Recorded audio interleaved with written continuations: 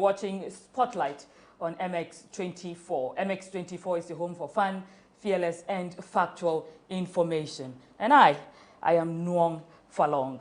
Today we are discussing issues concerning governance, ranging from security to politics. I have in the studio with me a man who does not need any introduction. Nonetheless, I will introduce him. If you're watching, I want you to join the conversation. We want to carry you along with us on this conversation. So please, go to social media, go to Facebook, follow us on MX24GH. You can also go to Twitter and follow us on the same handle, MX24GH. We're also on YouTube, streaming live, and we're also on Instagram. When we go for this break and come back, I'll be introducing you to our guests. Don't go away.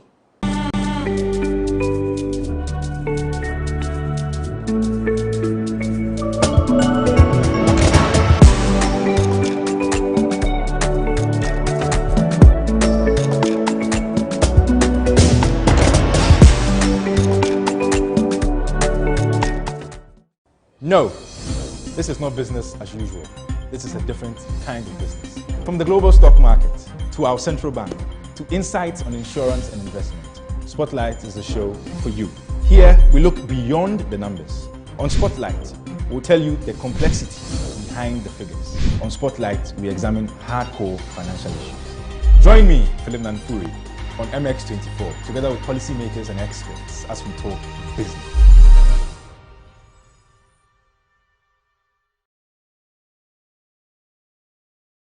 You're still watching Spotlight on MX24. I am Nuong Faalong, and I bring you the current affairs edition of Spotlight Mondays and Wednesdays at 8:30 p.m. on MX24. Before we went for the break, I did mention that we're discussing governance. So we're going to be speaking to security and political issues. In the studio with me is Franklin Cudjoe from Imani, Ghana. He's the president of Imani, Ghana. Imani, Ghana is a think tank that's dedicated to policy and education and the promotion of free institutions. Welcome, Franklin. It's a pleasure to see you again. Thank you. It's good to see you. Well, what's the meaning of your surname? Faalong. That's a difficult one. Okay. I'll tell you the meaning of Nuong. Okay. Nuong is a Dagati name. It means to bloom. To grow, to grow into something really good. So when you name your child Nuong, you're expecting her to bloom. I see. Right. I hear you've been working out. Well, I have been working out and I've been blooming, I suspect. Yes, I've been doing a bit of kickboxing just to relax my muscles. I see. A bit. I think I have growing muscles and I'm not using them.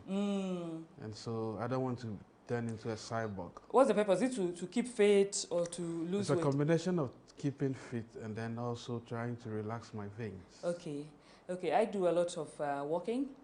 I usually, drive to a point on the mountain and walk a few kilometers. I also like to swim because it's very relaxing. I see. Yes, I find that especially on anxious days, it just takes the stress away. That's the life of the rich and famous. We'll get there. We'll get there. Speak into my future. So, yesterday the president gave the 18th address about COVID management. The aim is to reach 0 cases. So far, we still have schools closed. We have land borders closed. A lot of people think government is managing the COVID situation quite well. What do you think about how government is managing the COVID situation?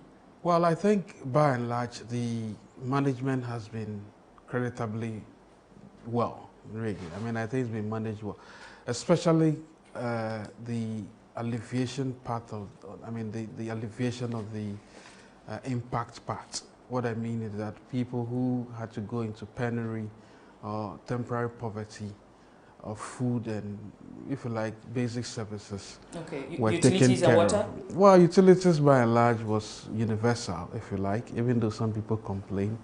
Food was massively available, even though it shouldn't have been cooked. You think the food shouldn't have been cooked, should have been given in yeah, I think people should have been given food in their raw state so that you're able to account properly. And it's very difficult to account for cooked food. But that's fine. So people were impacted positively in that regard. I think that we had the benevolence of the West in terms of the institutions that we collaborate with, the IMF and the World Bank. Apart from some of our debt that were stayed, we also had enormous amount of money, $1 billion from the IMF, almost $400 million from the World Bank, and pockets of millions from other development agencies, stakeholders actually did help. But I must say that, yes, government deployed that much to my chagrin, really, because I thought that they were going to save a few procurement issues, which is allowed. You know, when governments never like to waste a crisis anyway, and so people were going to benefit even in times of crisis. We'll get there. You think some people benefited from the crisis? Who shouldn't have, of course? The procurement processes for feeding people was not so clear. But you see, let's not delve into that yet. Okay. Those are secondary questions which will be answered one day, one way or the other. But on the substantive issue of government doing well, in terms of alleviating the impact Corona had on the people, that was creditably managed. Okay. But in terms of the contact tracing and what have you, well, that was done to some extent, really. I think it was a combination of luck and a combination of our ability to withstand several types of coronaviruses, by the way.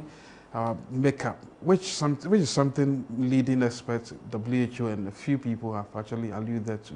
I don't think by and large in Africa it was because we were testing more or we're doing anything exceptionally well. You think the success in managing it or the ability to, I don't know, contain the cases was more of a luck than competence? Well, it was also the nature of our makeup, our DNA. We've been exposed to several types of coronaviruses. I mean, some of the most extreme forms of malaria could typify the behavior of some of these viruses anyway. Symptoms, yeah. So for me, I think we were mostly immune anyway. I mean, if you look at it carefully. If we take a cohort in the United States, the Black Americans, they were dying like flies because they had vitamin D deficient. They were severely deficient in vitamin D, right? On top of the fact that the poverty levels within the Black community is really high. So they have no access to quality health care.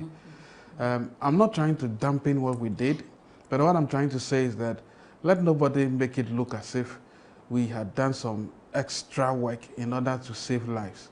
The fact of the matter really is that across Africa, most African countries, by our nature, by our DNA, were exposed to these things. So if you notice those who were dying, if you did a cross-sectional analysis of those who were dying, they were quite the aged. And then those who were at the bottomless pit of the most poor, really. I mean, but so that's what I'm saying. I'm giving props to the government for managing the economic impact, the debilitating impact on the people. So that's where you give them props, the economic impact. Oh, definitely yes, definitely yes. I mean, I think people were exposed to all these things anyway. You think there's anything extra that could have been done?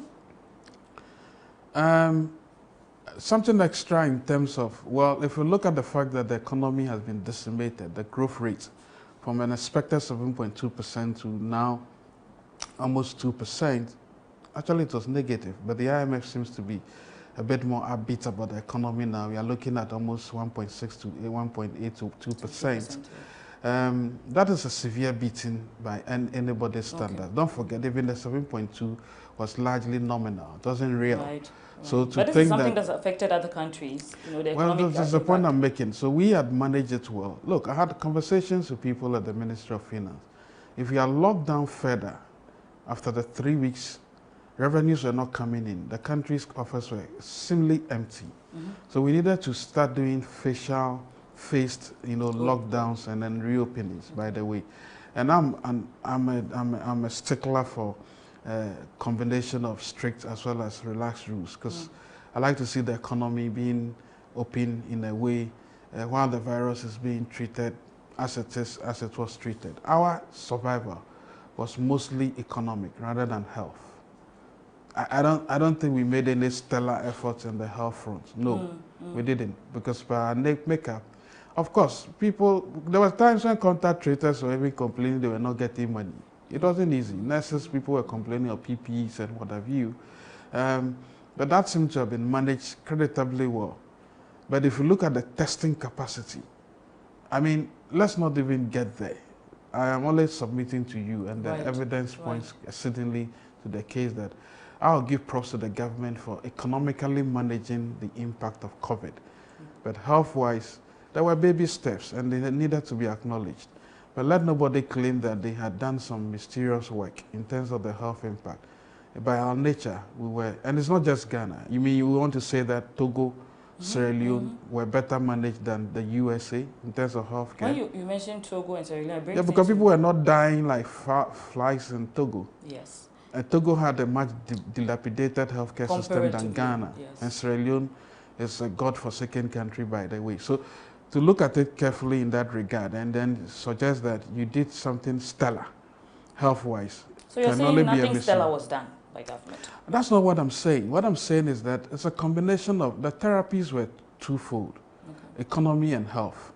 Economy-wise, thumbs up, right? Even though we would audit everything, health-wise, trace everything. not so much. Health-wise, what I'm saying is that the benevolence of our DNA, our makeup, went a long way to help in the management. I mean, look, I think people are taking, even the president suggested at some point, Wintia, Bunabunu, all kinds of things, telling you that there was some virtue in some of the spices that we are used to, and herbs that we are used to.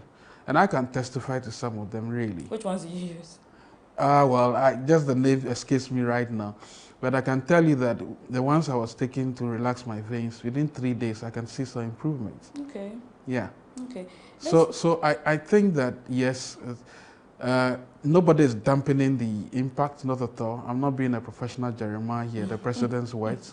I'm only just saying that economic-wise, we've done very well. And we need to thank everybody who helped us.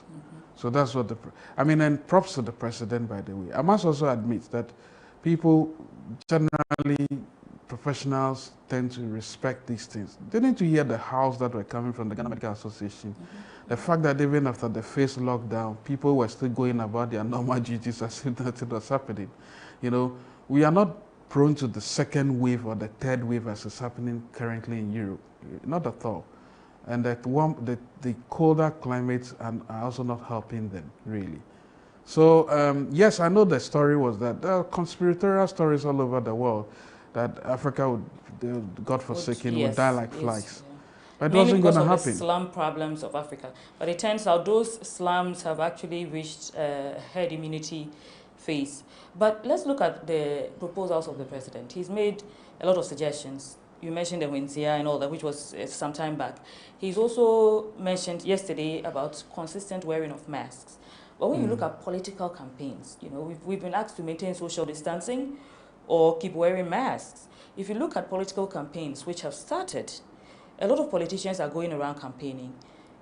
You see the people with them, there are crowds with them who are not social distancing and not wearing masks. Are the politicians following the COVID protocols of this country? Well, are the religious leaders following suit anyway? They are not. You'd have thought that religion would have been the first point of call for people to respect. Whether if it is cleanliness to, I mean, the type of sanitary situations you have in our country, people don't respect it. But therein lies my point, really, that if indeed COVID was that fearsome as it was and ravaging as it would have been, then these politicians wouldn't have taken it for granted, right? Even our president, when he was exposed to some persons who may have had COVID, I mean, the resilience, the fact that he's such a strong, able-bodied man who bounces around like a virulent young man, obviously meant that he had what it takes to withstand COVID, more or less, right? So they go about their duties. Maybe what you are trying to ask me to speak to is the double speak, really. So that in one breath, the politicians are asking everybody to observe social distancing. And in the same breath, flaunting the COVID protocol. Yeah, but again, some of these things are spontaneous. I mean, in political seasons, people do not think momentarily. People's ability to think have been abdicated, right? So people don't bother really. And I'm not making excuses for them. Maybe it's the only reason why the president has now sort of lifted the ban on gatherings, right? the last account, the 18th one, seems to suggest that the conferencing is allowed. Is allowed. Well, if you stretch it carefully, what it means is that what is a conference? Conference is a group of people gathering at places. So even though it's not categorically said, go and mass up and do campaigns, that is a sleight of hand understanding of what conferencing means and the lifting of the sanction. I'll stretch it to mean that way. He hasn't said, and if he was going to be categorical, he would have said clearly that at my rallies, don't come there or come there wearing your mask. Right. But you see, conferencing has been permitted, but the borders are still closed and schools are still closed. Is there a correlation? Because there are people who would say that, well, if you're opening conferencing, why don't you open up the borders and why don't you open up schools? Because it's the same human gathering. Well, for the schools, I suspect the conversations about the schools were essentially that they will do it in a phased manner. So they started with the SHS students, then they did SHS 2, now they want to do JSS 1, 2. But if you look at the time lag between now and the next academic season, because we've wasted a number of months, it only makes sense that opening will be done in January, as is suggested. One of the things the reason why maybe that approach was being adopted is the severe limitations of our healthcare infrastructure. Imagine there was a pandemic, and there was another type of pandemic, maybe cholera outbreak, as a result of the enormous filth that engulfs us. And when schools are open, people will link every outbreak of any disease to coronavirus, right? So maybe they were trying to be a bit cautious. Even disease outbreaks might be hidden under COVID, Well, exactly the case. I mean, there are all forms of triggers that you don't want to mess up with. And I suspect the president is gung-ho on trying to get zero infections. Zero infections? Yeah, do you think that's an attainable target anytime soon? Not if we were checking for the different forms of coronaviruses, but I can say that, well, just today, there's a story that one student tested positive for coronavirus, right? The school hasn't been mentioned. Yeah, the school hasn't been mentioned. So I suspect they are containing the effort. But that's one out of many. So it tells you that, by and large, we've managed to, look, by our own makeup, the things we eat, the way we associate, and all of that. I think on the health front, I don't think we were doing anything particularly stellar. People were hungry, There was real hunger, and the economies have been, several economies, home economics, industrial economics, businesses, SMEs, which is the reason why the government decided to appoint my good friend, what's her name, Kosi Yankee, to head the SME Alleviation Fund, in order to give money to businesses and alleviate the pressure on people. Yes, SMEs at are concessionary rates. Kind of, yeah, even though it's not enough, it is still significant, right? So it's good. It mitigates their total losses during this COVID period. Let's move to security. We have recently had very interesting high-profile murders. We've had Professor Bene, who's the prime suspect for his murder, has just passed in police custody. We've also had the Mfantsiman MP, who was gunned down. What do you think about security leading into 2020? It depends on how you describe security. There are people who are dying out of hunger every day because of lack of economic security. There are people who are being maimed and killed in the villages that we never hear about, only because they are not high-profile people, right? I'm not suggesting that the killing of very productive citizens is not relevant. I'm only saying that if we're taken into consideration, if we adopted an equality approach, you'd have realized that to deal with security goes beyond just providing armed men at your house or by your house or in your car. It goes beyond that. This is borderline economic related. I mean, when I see, I'm not making excuses for armed robbery, but armed robberies and the then the derivatives of it, violent crimes, sometimes as a result of the want, really. I mean, people then decide. If we had the story about the infamous murder of this MP, that the statement that went along his shooting was that, well, you politicians give us hell. I mean, I won't glorify that statement, but you can't gloss it over as well, right? There was a UN rapporteur who came to visit Ghana in 2017, there about 2018, and his report was damning. After spending almost 11 days in the country, he said the politicians in Ghana just sloganeer, right? And they don't think about the ordinary persons, the quality, the gap between the wealthy and the not so wealthy is growing large.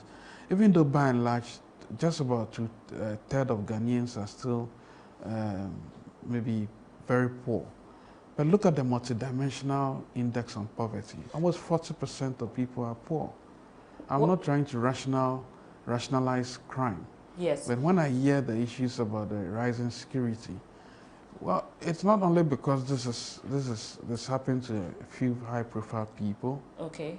But it happens to us every time. So when you mentioned that I've been carjacked before a few years ago. I've also been robbed before. Well, so there you go. So when you bring in the ordinary person and the security issues that they also face, doesn't mean you're not totally for the argument of protecting parliamentary members of parliament? No, I've never said that.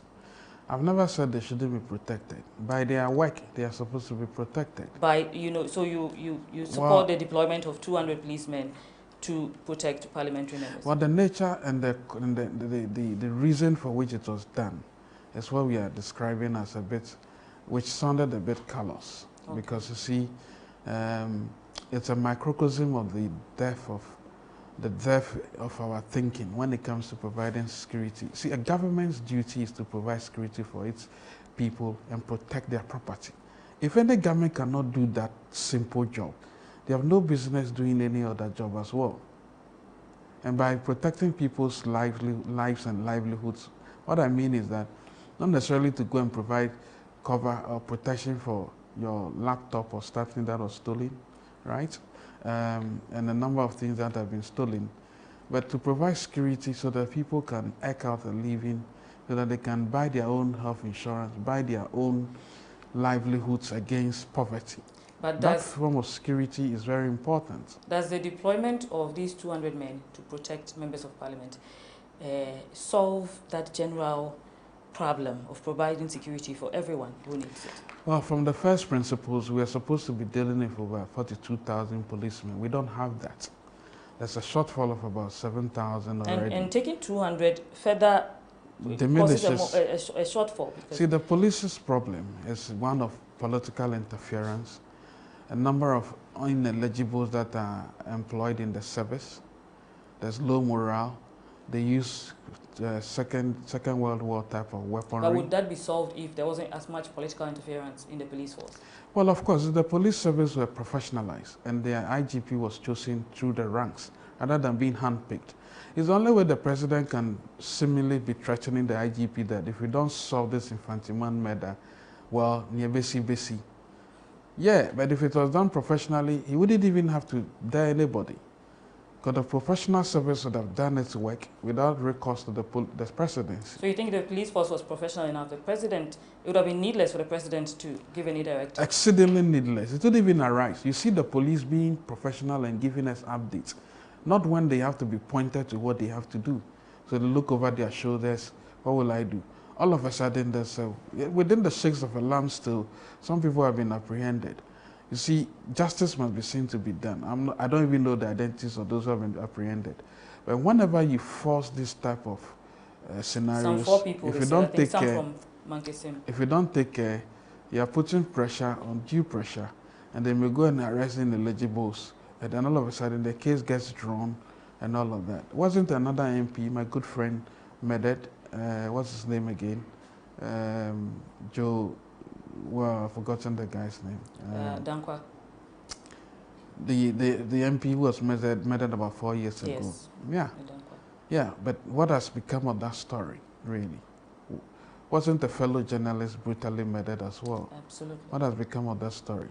That's why I say that you can't have a piecemeal security arrangement and only yell whenever one of your own is unfortunately killed. There are many people who are going through a lot. The police transformational agenda must make meaning. They showed it to us. We told them, if we went out and supported you, would you back us up? Yes. The next thing they were buying were helicopters. And I said, you lost the plot. You think And it lost Bluesberry focus shouldn't on have the started police buying transformation? helicopters. What was the point in buying helicopters? Was it to, in the words of Mr. Passara, who wants to employ, what's it called, paramilitary, and then buy helicopter gunships? And we are not at war. You don't need gunships. You don't need helicopter gunships. Of course, unless, of course, you have a feeling that Ghana's territorial integrity is being compromised, and so you need helicopter gunships. No. What I'm saying is that the military, Interior Service Ministry lost its way. When the police transformational agenda, what they needed was quality policing.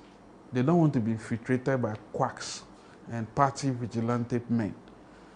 So that must be addressed. You have all these policemen who somehow, half of their body is even in your car begging for money all the time. I don't see the point. You have all these policemen. So the force for you needs a whole transformational agenda. And it must be driven by the police service without them having to look over their shoulders. If you ask me, I think I can know, I can tell you who the IGP should be, but I won't say it. But why not? Yeah, because I think if they were going, definitely they were going according to professionalism, well, I mean, I may have my own proclivity. You think the IGP now was not chosen for professionalism? I don't even know him. I don't need to know him. I'm always saying that if I were IGP, I don't even have to wait for the president to tell me, nah,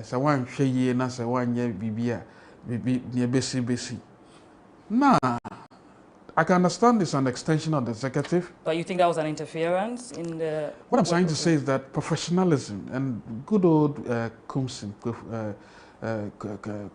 of Imani, Captain Kumsin, who used to guard a champon, who is a board member of Imani, will tell you that one of the challenges the service faces, all services, by the way, I think the military is to some extent much better. It's the depth of professionalism within our sector. He gave a lecture, thought leadership lecture, about 8 years ago. And everything he said still rings in my mind. So when the police invited us 3 years ago, civil society, to unearth their police transformational agenda, I only asked them one question. Where would you drive this thing but for you to be looking over your shoulders to see who appointed you and who appointed you? The room went like, I said, you have 1940 type of weapons, Kafugbe, and you want to face hardened criminals, right? You have infiltration of party folks, and you want to fight hardened criminals. You can't do it, but the service front is divided. So let's have the IGP being appointed naturally through the police ranks. Whoever emerges must be appointed. It is a significant way of solving this security problem.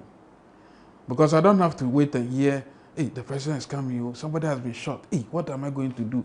Then you see a phalanx of military men running around helter-skelter. That's not how to do security.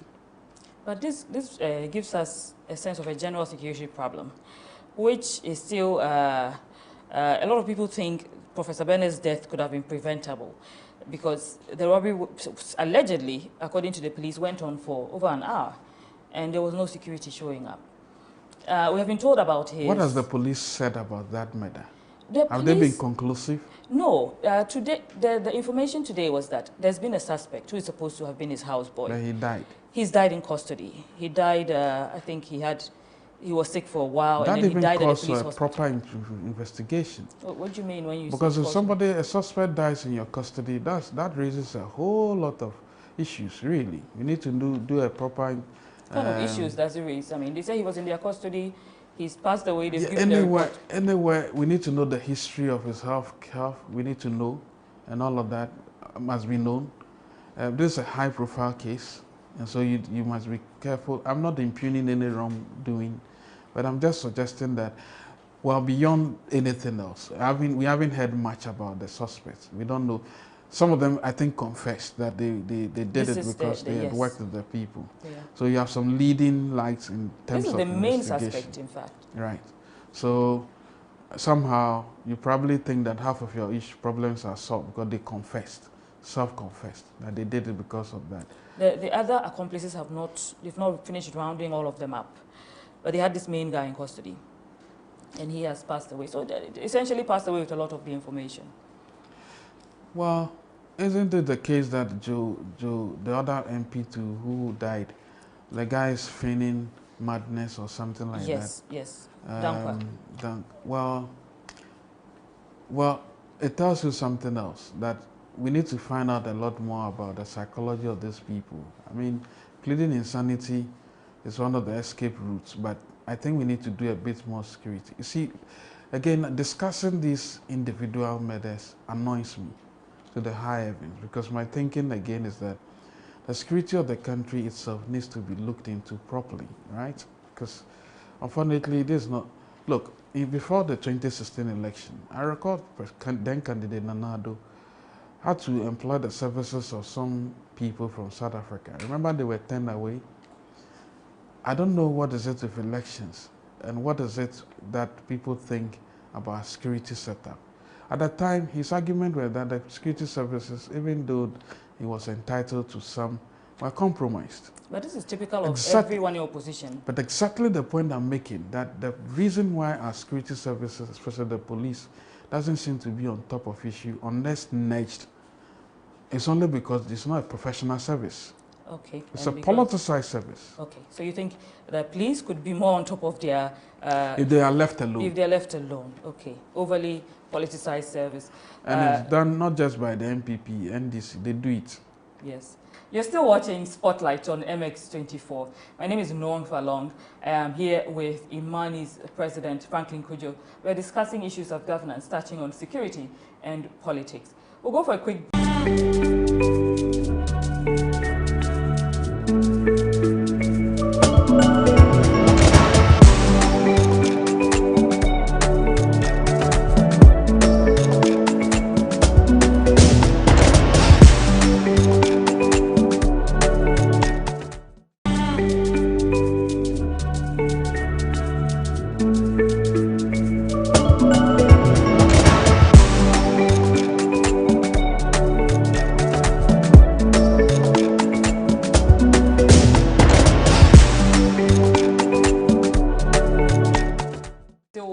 Spotlight on MX24. I am Nuong Faalong, and I bring you the current affairs edition of Spotlight Mondays and Wednesdays, 8:30 p.m. If you're still watching, we want you to be interactive. Please go to social media, follow us on MX24GH on Facebook, also on Twitter, Instagram, and YouTube. And then you can keep up to date with all our content. You can also leave your comments about the topic that we're discussing. Franklin, before we went on the break, we're discussing murders, and we reference to the Infantiman MP. Recently, after his murder, yesterday the MPP officially confirmed that they are considering his wife to step in his shoes. It's not the first time we've had that in a very short period. We also had the case of Lady Alassane stepping into her late spouse's shoes. And the Shao Sudoku. Yes. What do you think about this trend? Are we getting the best of our democracy through this trend? Well, you know, there's been some history. Yesterday I shared this on another sister network. I was reading a magazine on the Smithsonian Institute in the States, where the story is told of, if you look at the data, it quoted the Los Angeles Times, which had written an article in 1970, having studied appointees in the Congress of the United States between 1913 and 1965, I think. 84% of those women who were in the Congress went there because their husbands died. In but there was a professor of political science who then categorically stated that, well, the best husbands has been the dead husbands, really. I mean, that gory. And I'm not yet to propound theories about how to increase women participation in parliament in Ghana, but the data speaks already for certain important parts of the world. But we do want more women in parliament. Yeah, but not on the account of dead husbands. You don't wish us well, do you? Or you you think it is not wishing the husbands well? Well, I'm just saying that there's data to prove Right. that widows have represented their husbands occasionally, and in one breath, it's the path of emancipation politically, or political representation for women in the Congress of the United States since 1940 has always been. Is this a path we can rely on? Yeah, but then you don't want agent provocateurs to start killing people and be looking for people who are. That's, I mean, even while I was citing this, a part of me, mischievous part of me, was also saying that I hope I'm not recommending the formula for increasing women participation in parliament. But the story is told. I think it's about, usually you see it's about sympathy. And we did a poll in Infantiman. We looked at all the 61 towns already. As of Saturday, 4:10 p.m., 1,801 persons, 804 persons who had been surveyed, close to 65% were of the view that the woman should represent the constituency. So there was data to back it. Yeah. Right. A lot of it may be sympathetic. Pity for Exactly. But that is one. But I think people were naturally saying that, well, they feel she's also competent. Okay. There have been instances where people have gone on the account of their dead husbands and they've kept mute in parliament. I don't know if Lydia Hassan has spoken ever in parliament. I don't know how effective she has been. I think she's been very effective with billboards, by the way, and trying to look for... You think she's been more effective with erecting billboards than with being Yeah, vocal? and then she's managed to pave the whole of East Legon, and a significant part of it with some roads, and I hope they are first-class roads, by the way. Only when elections are upon us. You by think the she way, could be more vocal? Frankly, I haven't followed that much. But as I know of MPs who are maybe too, well, she went on account of some unfortunate incident, and so maybe she's not supposed to be seen as becoming too loud and all of that. There are all kinds of customary and uncharted paths that women of that nature would take. So maybe she's permitted not to speak in parliament. But it would be good to know what her stewardship has been since she went to parliament. Okay, you think, does this path place some kind of pressure or expectation on the women? Does it constrain them to conform to a certain kind of behavior? Is this the right path to go into parliament? No, not at all. I'm not recommending that that's the path to get to parliament. I think it's a combination of ability and purposefulness. Purposefulness. She must be willing to also get into parliament. So you think the widow should, have the ability? By ability, what do you mean? Is it political ability is dicey? Do you mean someone who's been involved in politics? At least parliament is a place where laws are made. If you don't understand the art of lawmaking, you have no business in parliament. I mean, I'm not saying that you should be a lawyer, but you should be ready to learn and be schooled. And I'm not here to propound theories as to the educational level of those who should be in parliament. But even the parliamentarians themselves, including the majority leader, has complained publicly that the quality of representation in parliament these days is poor. It's the reason why he wanted to be in parliament, to impart knowledge to others. It's the only reason why he wanted to go again for the next round. So there's observable data that suggests that, and let's not move away from the topic, by the way. We think women are great leaders. And they can make better leaders, by the way. I think it shouldn't be on account of dead husbands that they should get into parliament. But even if they would do, the ability to replicate what goes on in parliament as a serious business must also count.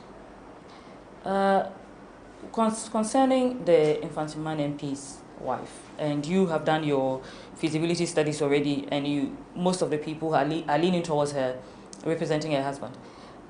In both cases, I mean, we have two major reference points, and in both cases, the MP has had more than one partner. What do we do when when the people want the person's wife to step in, but the person has more than one partner? We open it up for all of them to compete? That's an interesting question. I would have thought that they'll cast ballots and determine who should be. I don't know by which other method that can be. And in all of these things, there's always the challenge of the politics as well. The politician in the party itself would have to be doing all the balancing properly and decide who the candidate should be. As with this thing, there's always rivalry as well. But ultimately, it depends on who really wants to be in parliament, really, isn't it the case? I think in the case of Lydia Alassane, she seemed to be already in the path of, she's an entrepreneur, she seemed to be dealing with people. So I don't think there was any contest as to who should represent the husband in parliament, as it was with who should actually represent her in a state. I think that was the issue, but not necessarily who should represent him in parliament. I don't think that came up.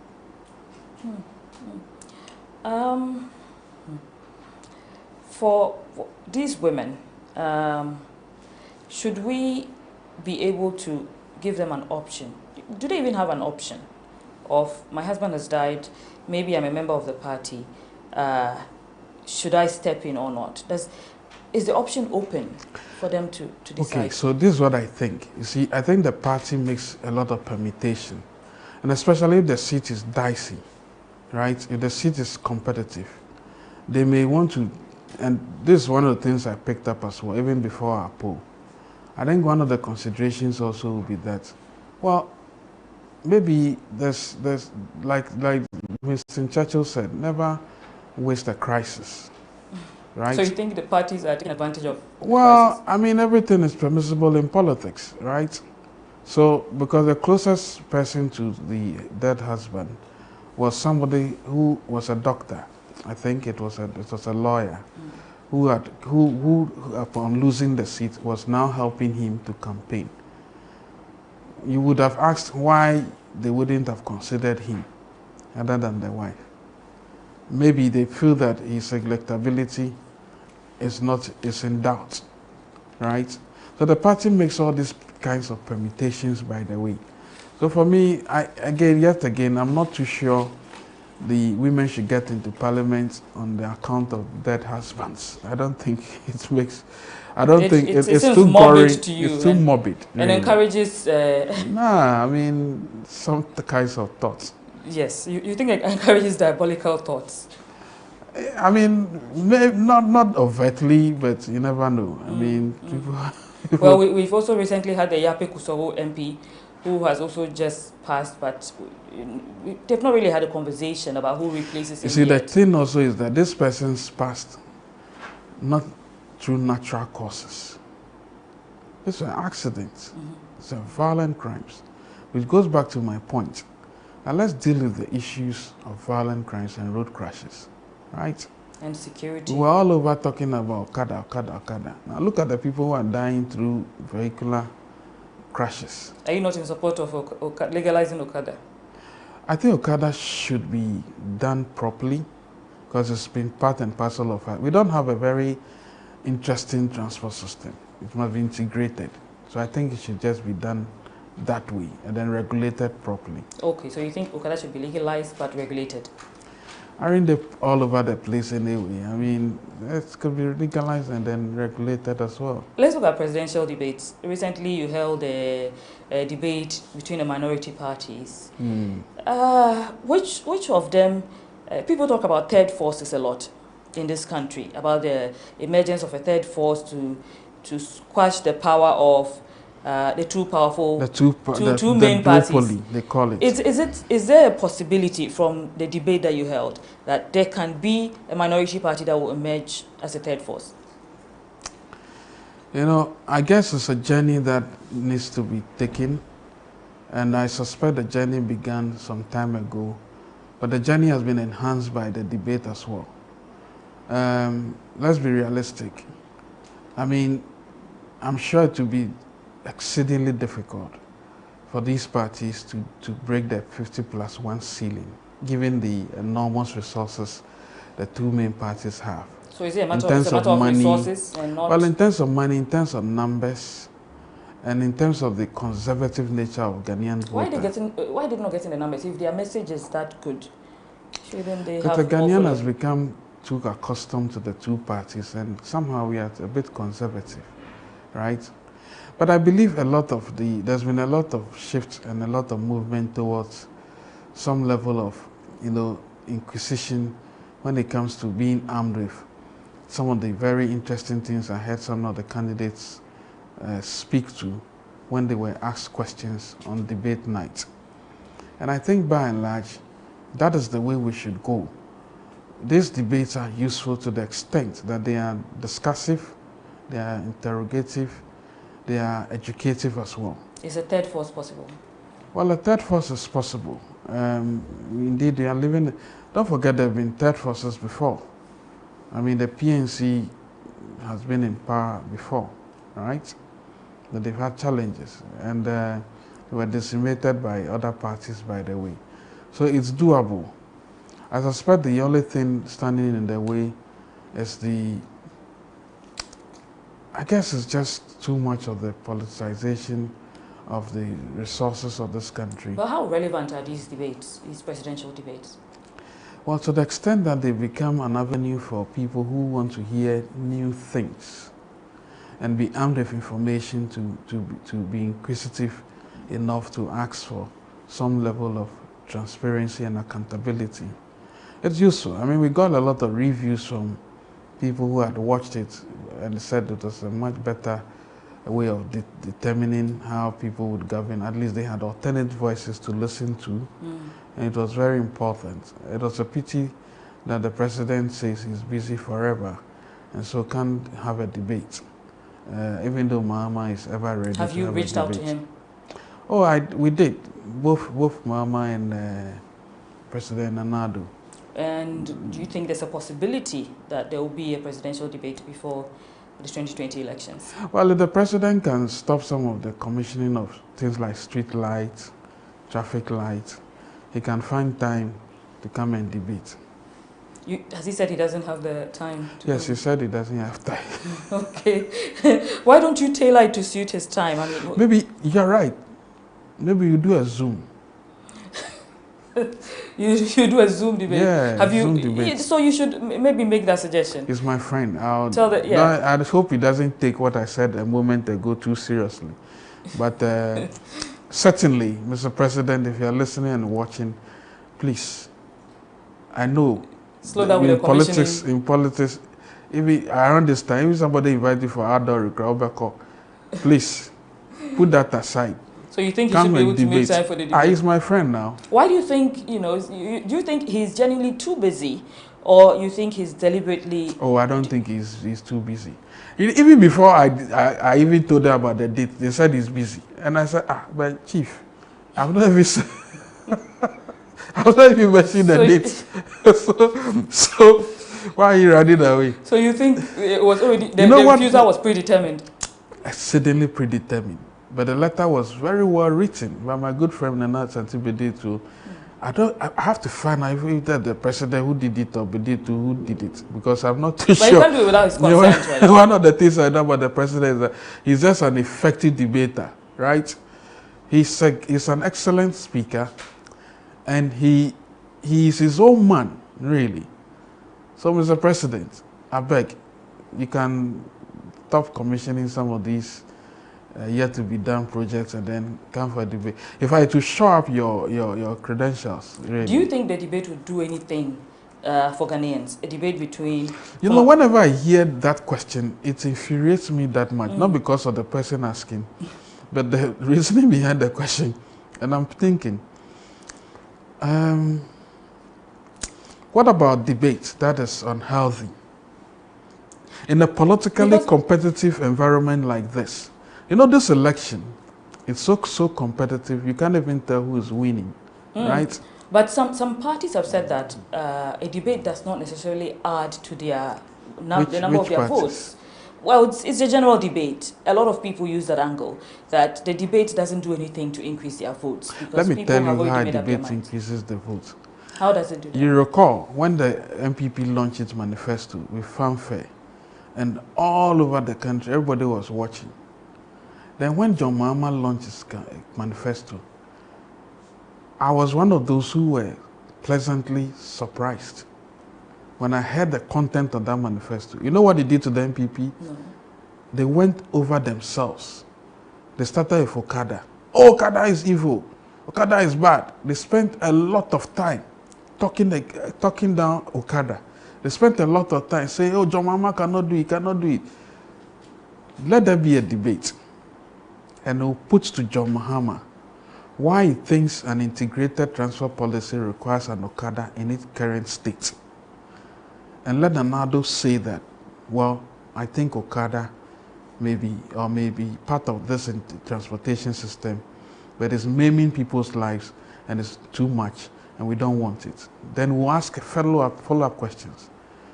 What are the statistics looking like? Are you suggesting that in every nook and cranny of this country, there should be no motorbikes at all?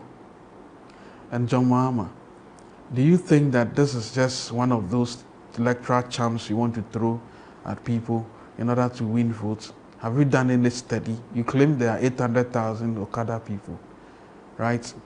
What is it about them that you think can be supported? So I can see John in his element talking plenty. Even Nanado in his element justifying why Okada must not in this current state be done. Then I'll ask him a follow-up question. Looks like you have your questions Mr. already. President, I think you're not being fair to Okada people because you commissioned a company in the north not long ago to produce Okada, manufacture Okada and tricycles. Who's going to use those Okadas? Who was going to use them? Who do you expect them to buy? And you said there shouldn't be a debate? All we should be doing is spin doctrine on radio, high-octane spin, noise all over the place. You don't know who is talking and who is talking. Listen to what happened to the Okada. They went further. The vice president said, oh, no, Okada. The Transport Ministry has started stakeholder consultations to discuss Okada. The same day the vice president was saying no Okada, the Transport Ministry was on radio holding discussions with Okada people. So there's a grand concept. There's a need for a debate. I'm salivating already because the questions will be asked of their own thinking. The questions will not, if I would tell them where the questions will come from. Okay, so you are giving them a call. Oh, exceedingly yes. It's based on your own manifesto. Okay. Come and account to you are running away. Right. Thank you so much, Franklin. We want to go on, but we don't have enough time. All right. Thank you so much for joining us. You've been watching Spotlight on MX24, your home for fun, fearless and factual information. We've been speaking with Imani President Franklin Cudjoe. His major appeal is to the president. If you're listening, he's salivating for a debate. And he's giving you free apport for both major parties. The debate is going to be based on your policies contained in your manifesto. So please make some time. According to him, if you can spare some time of commissioning projects, then you can attend to the debate. If you can spare some time of commissioning projects, then you can spend some time on the debate. Thank you for watching. My name is Nuong Faalong. Tune in again on Wednesday, same time. See you.